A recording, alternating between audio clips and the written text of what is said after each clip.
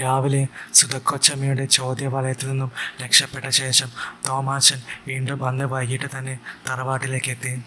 സത്യത്തിൽ തോമാച്ചന് 2-3 ദിവസം വത്സലയെ കാണാത്തത് കൊണ്ട് ആകെ ഒരു പരവേശമായിരുന്നു.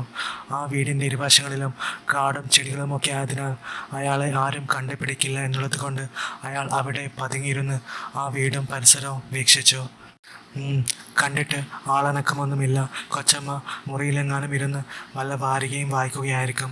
അയാൾ അതും ചിന്തിച്ച് കാട്ടിനുള്ളിൽ നിന്നും ഒരു കാൽ പുറത്തേക്ക് വെക്കവേ പെട്ടെന്ന് രാജു അങ്ങോട്ട് വരുന്നത് കണ്ട് അയാൾ വേഗം കാൽ കാട്ടിനുള്ളിലേക്ക് തന്നെ വലിച്ച് പതുങ്ങിയിരുന്നു. ഓ, ചെക്കൻ കോളേജ് വിട്ട് വരുന്ന വഴിയാണല്ലോ. ഇനി നേരെ മുറിയിലേക്കായിരിക്കും പോകുക. അടുക്കള ഭാഗത്ത് ആരും കാണത്തില്ലായിരിക്കും. അതും ചിന്തിച്ച് അയാൾ പാത്തും പതുങ്ങിയും അടുക്കള ഭാഗത്തേക്ക് ചെന്നു. അപ്പോൾ വത്സല പിന്നാമ്പുറത്തു നിന്നും പാത്രങ്ങൾ കഴുകി വെക്കുന്നതാണ് കണ്ടത്. വത്സലെ, അയാൾ പതിഞ്ഞ ശബ്ദത്തിൽ വിളിച്ചു. അയാളെ കണ്ടതും അവൾ ഞെട്ടി. നിങ്ങൾ എന്തിനാ മനുഷ്യ ഇപ്പോൾ വന്നേ? പോയിട്ട് രാത്രി വാ. അത് പിന്നെ രാത്രി വരെ കാത്തു നിൽക്കണ്ട എന്ന് തോന്നി. നീ ഇങ്ങ് വാ, ഞാനൊരു സമ്മാനം തരാം. ഓ പിന്നെ എനിക്കെങ്ങും വേണ്ട, വത്സല ദേഷ്യഭാവം നടിച്ച് പറഞ്ഞു. നിനക്ക് വേണ്ടെങ്കിൽ വേണ്ട, ഞാൻ സുധക്കൊച്ചമ്മയ്ക്ക് കൊടുത്തോളാം. എന്തേ? അത് കേട്ടപ്പോൾ അവൾ ദേഷ്യത്തോടെ പറഞ്ഞു. ഓഹോ, നിങ്ങൾക്കിപ്പോൾ കുറച്ച് ദിവസമായല്ലോ കൊച്ചമ്മയാണല്ലോ നോട്ടം. പൊക്കോ, ഇനി വരണ്ട. അപ്പോഴേക്കും പിണങ്ങിയോ? കൊച്ചമ്മ സുന്ദരിയൊക്കെ തന്നെയാ, പക്ഷേ നിന്റെ അത്രയും വരില്ലല്ലോ. അയാൾ അങ്ങനെ പറഞ്ഞതും വത്സല നാണത്തോടെ ചിരിച്ചു. എടി, ഒന്ന് പതുക്കെ ചിരിക്ക്. സുധച്ചേച്ചെങ്ങാനും കേട്ടാൽ തീർന്നു. രാവിലെ ഒരു വിധത്തിലാണ് ഞാൻ രക്ഷപ്പെട്ടത്. അതല്ലേ മനുഷ്യ ഞാൻ നേരത്തെ പറഞ്ഞേ. പോയിട്ട് രാത്രിയിൽ വാ, അപ്പോൾ തന്നാൽ മതി നിങ്ങളുടെ സമ്മാനം. പിന്നെ കൊച്ചമ്മ കുളി കഴിഞ്ഞ് ഇപ്പോൾ ഇറങ്ങും കേട്ടോ. വത്സല ഒരു കളച്ചിലൂടെ അങ്ങനെ പറഞ്ഞപ്പോൾ തോമാച്ചൻ പറഞ്ഞു. എടി, നീ കൊച്ചമ്മയുടെ കാര്യം പറയാതെ. അത് കേൾക്കുമ്പോൾ തന്നെ മനുഷ്യൻ്റെ നിയന്ത്രണം. അയാൾ അത്രയും പറഞ്ഞതും നിർത്തി. ഓഹോ, അപ്പോൾ അങ്ങനെയൊക്കെയാണല്ലേ ഇപ്പോൾ. എന്നെ വേണ്ടതായല്ലോ നിങ്ങൾക്ക്. കൊച്ചമ്മയുടെ കാര്യം പറയുമ്പോൾ നിങ്ങളുടെ വായിൽ തേനൊഴുകുവാണല്ലോ. എടി, അങ്ങനെയൊന്നുമില്ലടി, ഞാൻ ചുമ്മാ പറഞ്ഞതേയുള്ളൂ. പിന്നെ ഇത് ഞാൻ മാത്രമല്ല, ഈ നാട്ടിലെ പലരും അവരെപ്പറ്റി ഇങ്ങനെയൊക്കെ തന്നെയാണ് പറയുന്നത്. അമ്മാതിരി സൗന്ദര്യമാണല്ലോ. പിന്നെ ഞാൻ ശ്രദ്ധിച്ച ഒരു കാര്യമുണ്ട്, അവർക്ക് എന്തൊക്കെയോ രഹസ്യ ഇടപാടുണ്ട്. അവർക്ക് മാത്രമല്ല, ആ രാജുവിനും. ഓ പിന്നെ ഇനി നിങ്ങളായിട്ട് കൊച്ചമ്മയ്ക്ക് രഹസ്യകഥ ഉണ്ടാക്കി കൊടുക്കണ്ട കേട്ടോ. ഇനി രാത്രിയിൽ ഇങ്ങോട്ട് വാ, ഞാൻ കതക് തുറന്ന് തരത്തില്ല. അതും പറഞ്ഞ് വത്സല ദേഷ്യത്തോടെ മുഖം തിരിച്ചു. പിണങ്ങിയോ എൻ്റെ സുന്ദരി മുത്തേ? നീ ഇങ്ങോട്ടൊന്ന് നോക്കിക്കേ, ഞെട്ടാൻ റെഡിയായിക്കോ എന്നും പറഞ്ഞ് അയാൾ കയ്യിലുണ്ടായിരുന്ന കവർ തുറന്ന് കാണിച്ചു. അത് കണ്ടതും വത്സല ഞെട്ടി. അതൊരു മൊബൈൽ ഫോണായിരുന്നു. ഇതിന് കുറേ കാശായി കാണുമല്ലോ ഏട്ടാ, അവൾ സ്നേഹത്തോടെ അയാളെ നോക്കിക്കൊണ്ട് ചോദിച്ചു. അതിനെന്താ, എൻ്റെ മുത്തിന് വേണ്ടിയല്ലേ? അവളുടെ മുഖത്ത് നാണത്തോടെയുള്ള ചിരി. എടി, ഫോണിൽ എല്ലാം റെഡിയാക്കി വെച്ചിട്ടുണ്ട് കേട്ടോ. ഞാൻ രാത്രി വരുമ്പോൾ വിളിക്കാം.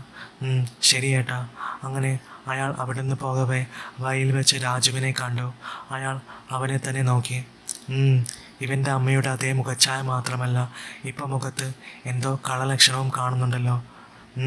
വരട്ടെ വരട്ടെ, അത് കണ്ടുപിടിക്കണം, അയാൾ മനസ്സിൽ പറഞ്ഞു.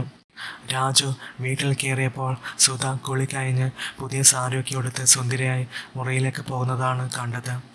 അവൻ വിളിച്ചു, അമ്മേ. സുധ തിരിഞ്ഞു നോക്കി. നീ വന്നോ? അമ്മ ഇന്ന് സ്കൂളിൽ പോയില്ല, സുഖമില്ല എന്നൊക്കെ വത്സല ആൻറ്റി പറഞ്ഞല്ലോ. അതേടാ, ഇന്ന് എന്തൊരു വല്ലായിക പോലെ. സുധ ഒരു പരങ്ങിനോടെ അത് പറഞ്ഞപ്പോൾ രാജു ഒരു ചിരിയാൽ അമ്മയെ തന്നെ നോക്കി. അവൻ്റെ നോട്ടം കണ്ടപ്പോൾ സുധ വേഗം മുറിയിലേക്ക് കയറി. അവൻ പിന്നാലെ ചെന്ന് പറഞ്ഞു, വല്ലായിക കാണാതിരിക്കില്ലല്ലോ അമ്മേ, അങ്ങനെയുള്ള കാര്യങ്ങളാണല്ലോ ഇന്നലെ. അവൻ അത്രയും പറഞ്ഞതും സുധ അവൻ്റെ അടുത്തേക്ക് ചെന്ന് വാ പൊത്തി. സുധ പറഞ്ഞു, എടാ നീ എന്തിനുള്ള പുറപ്പാടാ? നിന്നോട് ഞാൻ പറഞ്ഞതല്ലേ ഇതൊന്നും ആരോടും പറയരുതെന്ന്. ഇനി നീയായിട്ട് ഇതൊക്കെ എല്ലാവരെയും അറിയിക്കുമോ? സുധ അങ്ങനെ പറഞ്ഞതും അവൻ പുഞ്ചിരിച്ചു. അവൻ പറഞ്ഞു, അമ്മേ ഞാൻ ആരോടും പറയത്തില്ല, പോരെ. പിന്നെ അമ്മ, ഞാൻ ഇന്നലെ പറഞ്ഞ കാര്യം ഒന്നുകൂടി ഒന്ന് ആലോചിച്ച് നോക്കിക്കൂടെ? അവൻ ഇച്ചിരി മടിയോടെ മുഖം താഴ്ത്തിക്കൊണ്ട് അങ്ങനെ പറഞ്ഞപ്പോൾ സുധ അവനെ തന്നെ തുറച്ചു നോക്കി. എടാ ഇല്ല, അതൊന്നും നടക്കില്ല, നീ ഒന്ന് പോയേ. അമ്മേ, എന്നാലും ഒരെന്നാലുമില്ല, നീ പോയേ. സുധ അവനെ നോക്കി കണ്ണുരുട്ടി. ഷേ, ഈ അമ്മ എന്താ അതിന് സമ്മതിക്കാത്തത്? അവൻ അതും ചിന്തിച്ച് അവൻ്റെ മുറിയിലേക്ക് ചെന്നു. അങ്ങനെ അന്ന് രാത്രി സമയം ഒരു 11:30 മണിയായി കാണും. അന്ന് തോമാച്ചൻ പണിയൊക്കെ കഴിഞ്ഞ് ഒരെണ്ണം കഴിച്ച് മൂളിപ്പാട്ടും പാടി തറവാട്ടിലേക്ക് വരികയായിരുന്നു. എങ്ങും കൂരാക്കൂരിരുട്ട്, പിന്നെ ചെറിയ നിലാവെളിച്ചമുണ്ട്, പിന്നെ വീടിൻ്റെ മുറ്റത്തെട്ടി വെച്ചിരുന്ന ചെറിയ ബൾബിൻ്റെ വെട്ടവും മാത്രം. അയാൾ അങ്ങനെ വരുമ്പോഴാണ് പെട്ടെന്ന് അയാളുടെ മനസ്സിൽ ഒരു ചിന്ത കയറിയത്. സുധക്കൊച്ചമ്മയുടെ ഭർത്താവ് മരണപ്പെട്ടിട്ട് ഇപ്പോൾ കുറേ ആയല്ലോ. അവരാണെങ്കിൽ ഇപ്പോൾ ഒരു കൂട്ടില്ലാതെ ചുമ്മാ അങ്ങനെ കഴിയുകയാണ്. അതുകൊണ്ട് ഒന്ന് പോയി മുട്ടി നോക്കിയാൽ എന്താ? ചിലപ്പോൾ എന്തെങ്കിലും കിട്ടിയാലോ? അയാളുടെ മനസ്സിൽ അങ്ങനെയുള്ള പല ചിന്തകളും തോന്നാൻ തുടങ്ങി. വത്സല അവിടെ നിൽക്കട്ടെ, അത് കുറേ കാലമായില്ലേ. ഇന്ന് ഒരു മാറ്റം. ഇന്ന് സുധ ആരാ ഒരു മാറ്റം ആഗ്രഹിക്കാത്തത്? അതും ചിന്തിച്ച് അയാൾ കള്ളച്ചിരിയും ചിരിച്ച് സുധയുടെ മുറിയുടെ ഭാഗത്തേക്ക് നടന്നു. എടി സുധക്കൊച്ചമ്മേ, എൻ്റെ സുന്ദരി മുത്തേ എന്നൊക്കെ പിച്ചും പേയും പറഞ്ഞുകൊണ്ട് അയാൾ ലുങ്കിക്കുള്ളിലെ ബർമുടയുടെ പോക്കറ്റിൽ നിന്നും മൊബൈൽ ഫോൺ എടുത്തു.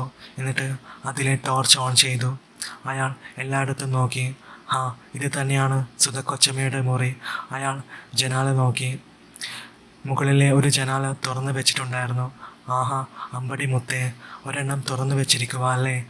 അതും പറഞ്ഞ് അയാൾ മതിലൊക്കെ ചവിട്ടി അള്ളിപ്പിടിച്ച് കയറി എത്തി നോക്കി. അപ്പോൾ സുധ പുതപ്പും പുതച്ചുറങ്ങുന്ന കാഴ്ചയാണ് അയാൾ കണ്ടത്. ആഹാ, എൻ്റെ സുന്ദരിമുത്ത് ഉറങ്ങുക അല്ലേ? എൻ്റെ സുധ, ഇനി നിൻ്റെ ഭർത്താവ് ഞാനാ കേട്ടോ. വന്ന് വാതിൽ തുറക്ക്, നിൻ്റെ ഭർത്താവിനെ അകത്ത് കയറ്റ്. അയാൾ അവിടെ നിന്ന് സുധയെ നോക്കിക്കൊണ്ട് എന്തൊക്കെയോ പറഞ്ഞ് ചിരിച്ചു.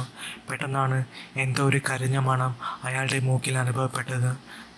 ഇതെവിടെ നിന്നാണ് ഈ ഒരുമാതിരി മണം? അയാൾ ചിന്തിച്ചു. ആ മണത്തിൻ്റെ തീവ്രത കൂടി വന്നപ്പോൾ അയാൾക്ക് പിന്നെ അവിടെ നിന്ന് നോക്കാൻ തോന്നിയില്ല.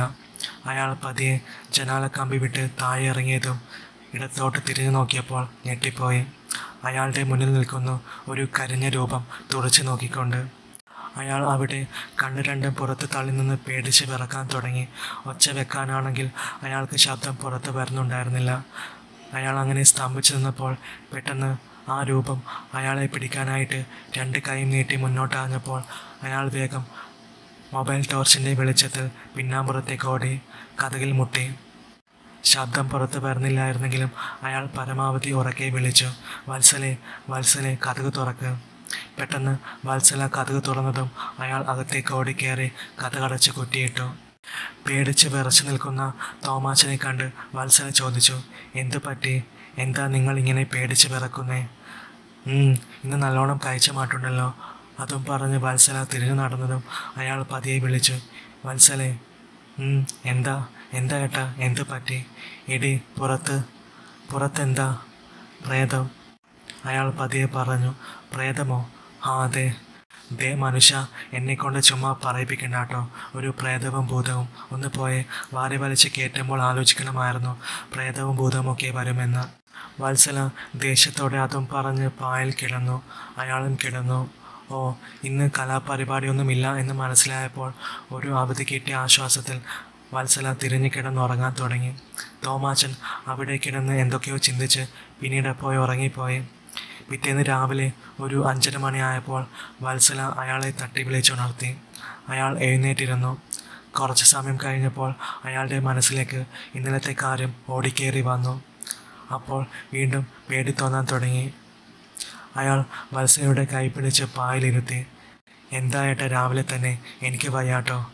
വത്സലെ, അതിനല്ല, ഞാൻ ഇന്നലെ പ്രേതത്തെ കണ്ടു. അതും ഈ തറവാട്ട് മുറ്റത്ത് തന്നെ. നിങ്ങൾക്ക് വീണ്ടും തുടങ്ങിയോ ഈ വട്ട്? വത്സല പുച്ഛത്തോടെ പറഞ്ഞു. എടി, വട്ടൊന്നുമല്ല, ഞാൻ ശരിക്കും കണ്ട കാര്യമാണ് പറയുന്നേ. ഞാൻ അന്നൊരിക്കൽ ഇതുപോലെ നിന്നോട് ഇവിടെ എന്തുണ്ടെന്ന് പറഞ്ഞപ്പോഴും നീ വിശ്വസിച്ചില്ലല്ലോ, എന്നെ പുച്ഛിച്ചില്ലേ? നിന്നെ ഇനി എങ്ങനെ പറഞ്ഞ് വിശ്വസിപ്പിക്കണമെന്ന് എനിക്കറിയത്തില്ല. അതും പറഞ്ഞ് അയാൾ 2 കൈയും തലയിൽ വെച്ചിരുന്നു. എല്ലാം കേട്ട് നിശബ്ദതയോടെ ഇരിക്കുമായിരുന്നു അപ്പോൾ വത്സല. എൻ്റെ വത്സലെ, മുത്തേ, ഞാൻ സത്യമാ പറയുന്നേ, നീ ഒന്ന് വിശ്വസിക്ക്.